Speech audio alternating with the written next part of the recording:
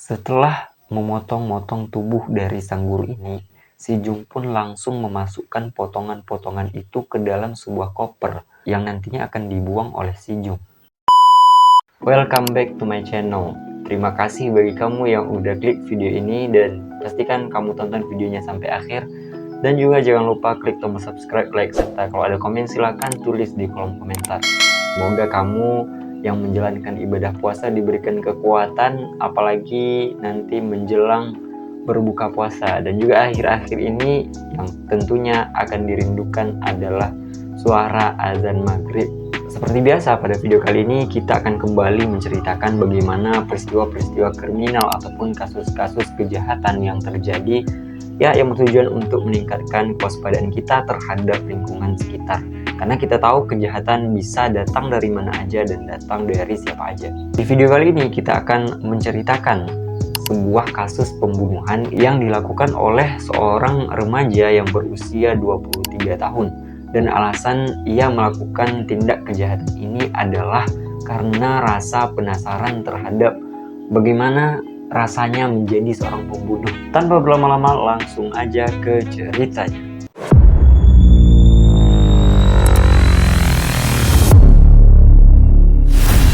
Seorang remaja yang bernama Jung Yo Jung yang berusia 23 tahun asal Korea Selatan nekat membunuh seorang guru karena penasaran dan terobsesi akibat sering melihat tayangan ataupun membaca novel-novel yang bercerita tentang kasus-kasus pembunuhan. Tidak hanya itu, ternyata si Jung ini juga mendapatkan nilai yang sangat tinggi ketika polisi melakukan tes psikopat terhadapnya. Selama ini ia sangat tertarik mendengar dan juga membaca cerita ataupun berita-berita yang berkaitan dengan kasus kriminal seperti pembunuhan. Makanya ketika ia memiliki rasa penasaran, ia pun berusaha untuk mewujudkan rasa penasarannya itu. Karena ini adalah kasus pertama ataupun percobaan pertama kali yang ia lakukan, maka ia pun mencari ide bagaimana untuk mencari korban yang bisa dijadikan sebagai objek pembunuhannya. Jung ini ternyata melakukan aksinya dengan cara mendownload sebuah aplikasi yang nanti bertujuan untuk mencari korban. Jadi di aplikasi itu ia berkenalan dengan seorang guru bahasa Inggris yang ada di Korea Selatan. Jadi ia pun memanfaatkan aplikasi ini sebagai penarik korban agar percaya terhadap dirinya. Setelah melakukan penyelidikan, ternyata pihak kepolisian menemukan fakta bahwa si Jung ini adalah seorang pengangguran yang tinggal bersama kakeknya. Si Jung ini sudah mencari korbannya bukan dalam waktu 1 minggu ataupun 2 minggu, tapi ia telah merencanakan aksinya berbulan-bulan sebelum aksi kejadian pembunuhan tersebut. Ia melakukan kontak melalui aplikasi bimbingan online. Pada akhirnya ia pun menemukan seorang guru wanita yang mengajarkan bahasa Inggris dan Jung pun tertarik untuk belajar kepadanya, akan tetapi ya tujuannya bukan untuk belajar. Tujuan sebenarnya adalah untuk mencoba melepaskan rasa penasarannya terhadap sebuah pembunuhan. Si Jung ini juga sudah menghubungi lebih dari 50 orang untuk bimbel ataupun bimbingan belajar. Nah, pada bulan Mei tahun 2023 ia pun menemukan seorang wanita yang bersedia untuk mengajarkan si Jung. Dan ketika si Jung ini menghubungi wanita tersebut, si Jung mengaku sebagai orang tua dari anaknya yang akan belajar kepada guru bahasa Inggris tersebut.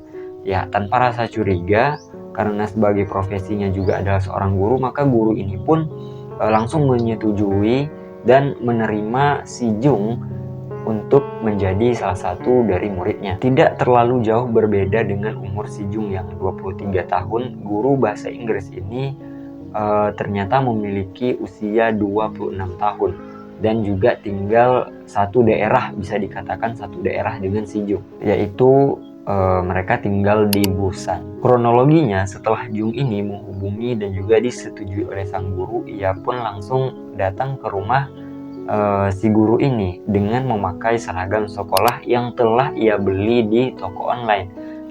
Untuk memuluskan rencananya, ia pun juga meyakinkan dari segi penampilan, yaitu dengan menggunakan seragam sekolah yang bertujuan untuk mengelabui si guru dan nantinya akan dipercaya oleh sang guru. Singkat cerita, setelah Jung ini sampai di kediaman sang guru, ia pun langsung dipersilahkan oleh sang guru untuk masuk.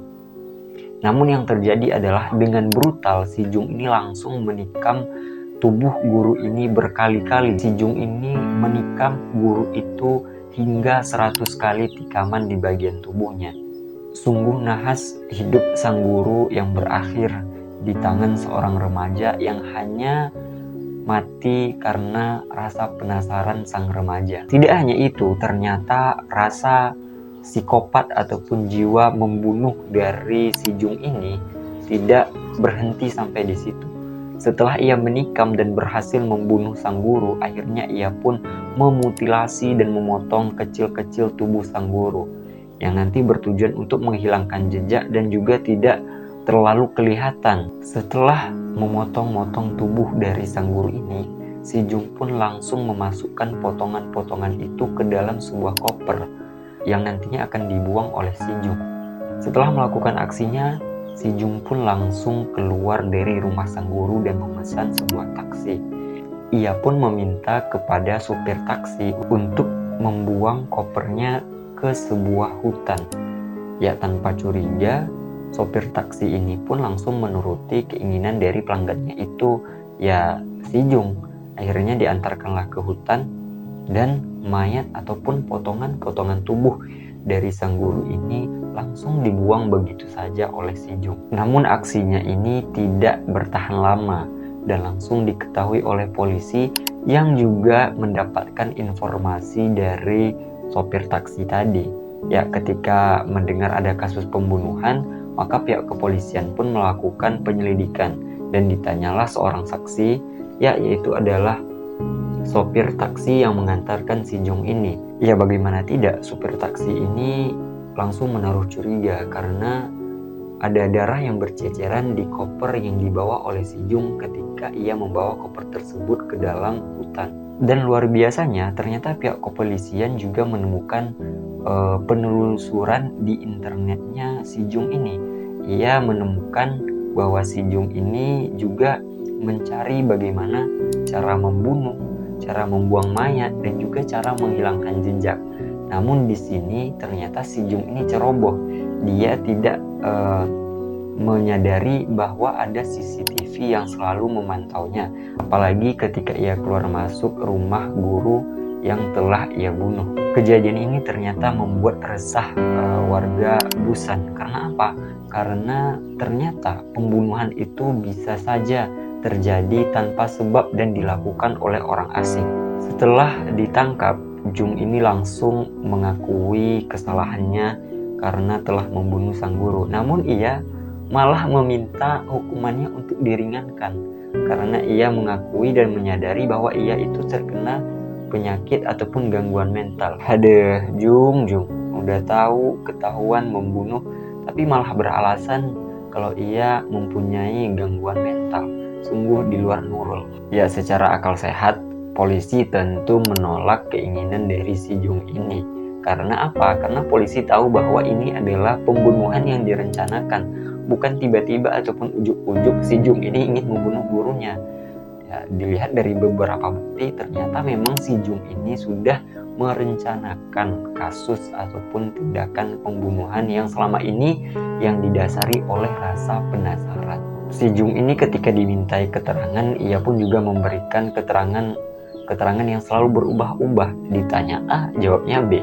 Ditanyanya B, jawabnya C. Jadi ya polisi tentu tidak akan mengabulkan keinginan si Jung ini. Karena ini termasuk pelanggaran ataupun kasus berat, maka pihak kepolisian pun memutuskan hukuman mati kepada si Jung, remaja 23 tahun yang melakukan aksi pembunuhan karena penasaran. Namun ada sebuah fun fact, yaitu walaupun pihak Korea Selatan sudah menyetujui ataupun membuat aturan hukuman mati pada tahun 1997, namun tidak pernah dilaksanakan.